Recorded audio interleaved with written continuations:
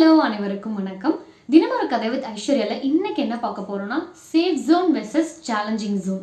So நம்ம லைஃப்ல நிறைய ஒரு பெரிய நல்ல விஷயமோ இல்லை ஏதாவது ஒன்று நம்ம அச்சீவ் பண்ணணும் அப்படின்னா நம்ம லைஃப்ல கண்டிப்பாக நிறைய சேலஞ்சஸை ஃபேஸ் பண்ணி தான் ஆகணும். ஸோ அப்படி நம்ம கதையில சேஃப் ஜோன்ல இருந்தால் என்ன நடக்குது, சேலஞ்சிங் ஜோன்ல இருந்தால் என்ன நடக்குது அப்படின்னு பார்க்கலாமா? ஸோ வழக்கம் போல ஒரு குட்டி ஸ்டோரியோட போகலாம். அண்ட் இங்கே வந்து என்னன்னா ஒரு ஊர்ல ஒரு பையன் இருக்கான். அந்த பையன் வந்து லீவுக்காக சம்மர் லீவுக்காக அவங்க தாத்தா வீட்டுக்கு வெக்கேஷனுக்கு போகிறான்.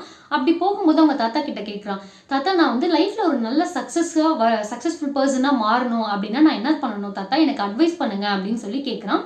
அப்போ அந்த தாத்தா அவன் கேட்டோடனே என்ன பண்ணுறாரு, சைக்கிளை கூட்டிகிட்டு போய் 2 செடி வாங்கி கொடுக்குறாரு.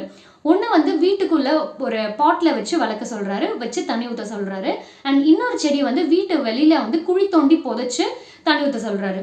ஸோ அந்த பையன் என்ன பண்ணுறான்னா அது ரெண்டுத்துமே அவர் சொன்ன மாதிரியே பண்ணிட்டு ஒரு 10 days அங்கே இருக்கான். அந்த 10 days உள்ளேயும் வெளியிலையும் தண்ணி ஊற்றிக்கிட்டே இருக்கான்.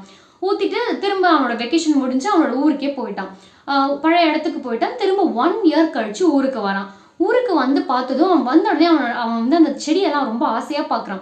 வீட்டுக்குள்ளே வந்து அந்த செடியை பார்த்தோன்னே வீட்டுக்குள்ளே இருந்த அந்த செடி வந்து நல்லா அழகாக வளர்ந்துருக்கு, கொடியாக வளர்ந்துருக்கு. அதை பார்த்தோன்னே அவனுக்கு ரொம்ப சந்தோஷம். தாத்தா சூப்பராக வளர்ந்துருக்குல்ல தாத்தா அப்படின்னு சொல்கிறான். தாத்தா வந்து என்ன சொல்கிறாரு, வெளியில் போய் நீ வச்ச செடியை பாரு அப்படின்னு சொல்கிறாரு. வெளியில் போய் அந்த செடியை பார்த்தா ரொம்ப வியந்து பார்க்குற அளவுக்கு ஒரு பெரிய மரமாய் நிற்கிது. ஸோ அப்போ அந்த தாத்தா சொல்கிறாரு, இந்த மரம் இடி மழை வெயில் புயல் இது எல்லாத்தையும் கடந்து தான் இவ்வளோ பெரிய மரமாக வளர்ந்து நிற்குது. ஆனால் இது எதுவுமே இந்த இருக்க எந்த சேலஞ்சுமே இதில் இல்லாததுனால தான் உள்ளே இருக்க செடி வளர்ந்து கொடியாக அப்படியே நிற்குது. ஸோ அந்த வெளியில் இருக்க செடி ஃபேஸ் பண்ண எந்த ஒரு கஷ்டத்தையும் உள்ளே இருக்க செடி ஃபேஸ் பண்ணலை.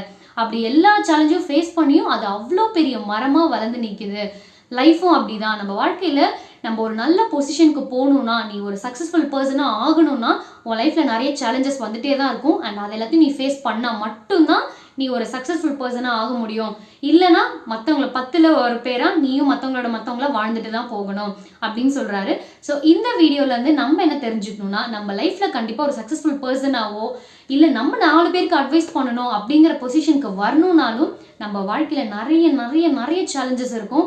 அதை எல்லாத்தையும் இப்படிங்கிறதுக்குள்ளே ஃபேஸ் பண்ணிட்டோன்னா நம்மளும் சக்ஸஸ்ஃபுல் பர்சனாக மாறிடலாம். அண்ட் அதை தான் இந்த வீடியோவில் சொல்லணும்னு ஆசைப்பட்டேன். நெக்ஸ்ட் வீடியோவில் பார்க்கலாம். பாய்.